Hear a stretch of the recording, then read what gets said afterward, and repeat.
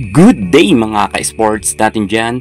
Bukas nga ay tapos na ang VVL on Tour kung saan sa August 23 naman magsisimula na ang VVL Invitational Conference kung saan dinayo nga tayo dito ng dalawang team na malakas from Japan. Kobe Shinwa University nagbabalik na. Kurashiki Ablaze muling sabik na makalaban ang Creamline. Matatandaan nga natin ng last invitational conference kung saan ang team ng Kurashiki Ablaze ay nakakuha lamang ng bronze medal kung saan tinalo nga sila ng Creamline Cool Smashers. Mukhang gusto nilang bawian ang Creamline. Syempre, hindi natin alam, baka mamaya malakas rin ang Kobe Shinwa University kung saan ay muli silang lalahok nga dito sa VVL Invitational Conference sa napakatagal na panahon na hindi nga sila nakalahok dito. Well, tingnan na lang natin kung gaano kalakas ang Kobe Shinwa University dahil sa August 23 ay magpapamalas na rin sila ng angking kagalingan.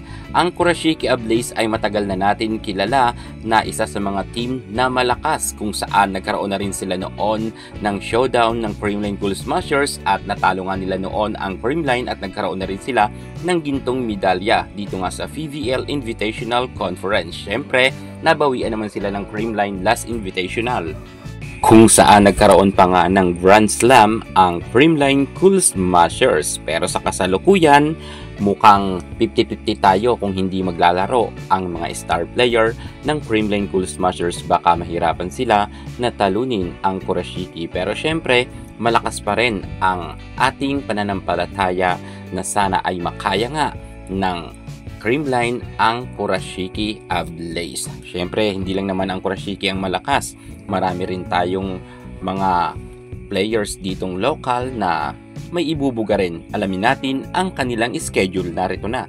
Pero bago ang lahat, kung bago ka muna sa akin channel, subscribe na. Click ang ating notification bell para lagi kang updated sa lahat ng issues sa volleyball. Susunod na.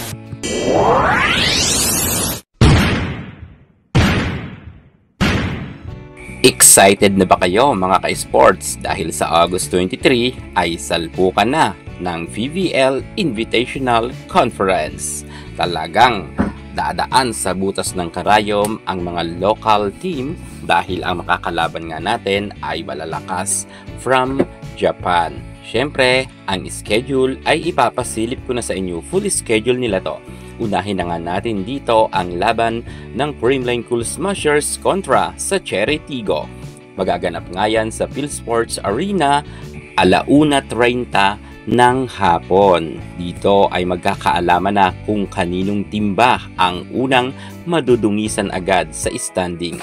Ang Creamline Cool Smashers ba o ang team ni Arag Galang? Alam natin na nag-level up ngayon ang team nga nila Abby Maranyo kung saan nakapasok nga sila sa finals pagdating sa VVL on Tour at ang Creamline ay bumagsak nga ang kanilang standing. Pero syempre, ibang usapan na to. VVL Invitational Conference na ito.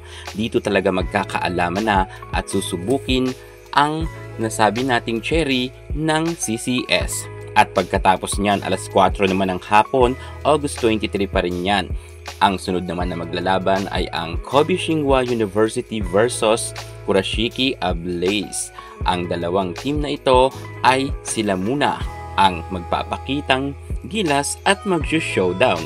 At pagkatapos naman yan, 6:30 naman ng hapon. Ang malakas na team na PLDT kontra naman sa Signal HD Spikers. Mukha talagang susubukin ng Signal na patiklupin rin ang PLDT. Ang tanong, mabawian kaya ng kupunan nga ni Erica Santos ang team ni Savannah Davison? Well, magandang showdown to dahil sila nga ang pinaka main event dahil sila ang last na maglalaban. Inuulit ko 6:30 ng hapon sa PhilSports Arena.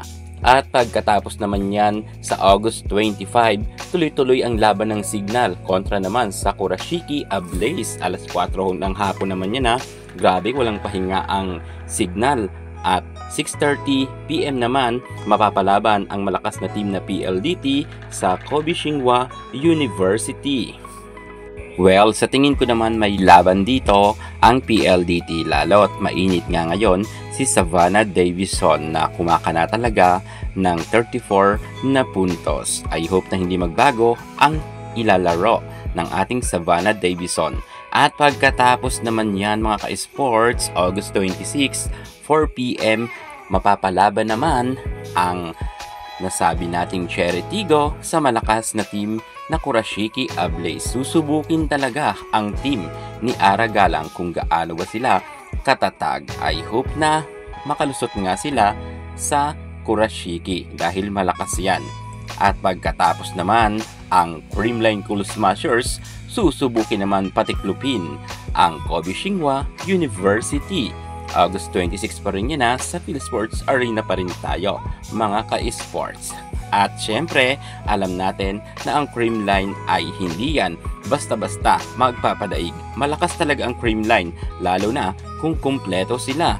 At pagkatapos naman yan, August 28 na muna tayo mga ka-sports. Dito naman mapapalaban ang Signal HD Spikers sa Kobe Shinhwa University, 4 p.m. yan. At magaganap nga ang salpukan ng Signal at Kobe Shinhwa University sa Smart Araneta Coliseum.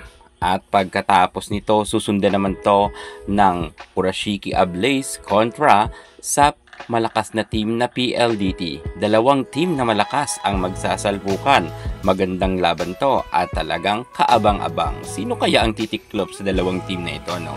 Sa tingin ko, palaban yan si Savannah Davison ng kanyang team na PLDT. At August 29 naman, sa Smart Araneta Coliseum pa rin yan, 4 p.m.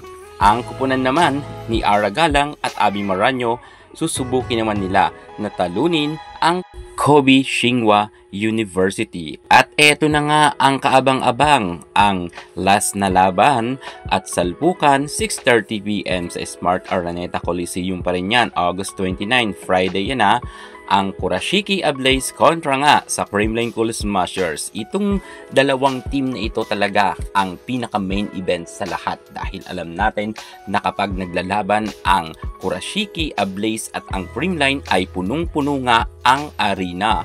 Naku, sana talaga maganda ang gising ng Creamline Cool Smashers kagaya noong nakalaban nila ang nasabi nating Ablaze na pinatiklop nga nila ito at nakalusot nga ang nasabi nating Creamline. Sa tingin ko naman ay bibigyan tayo ng magandang laban ng Creamline Cool Smashers. Lalo't kita naman natin na si Michelle Gumabaw, Alyssa Valdez, Gemma Galanza ay angat na rin ngayon ang kanilang inilalaro sa loob ng court. Kahit kulang sila, lumalaban.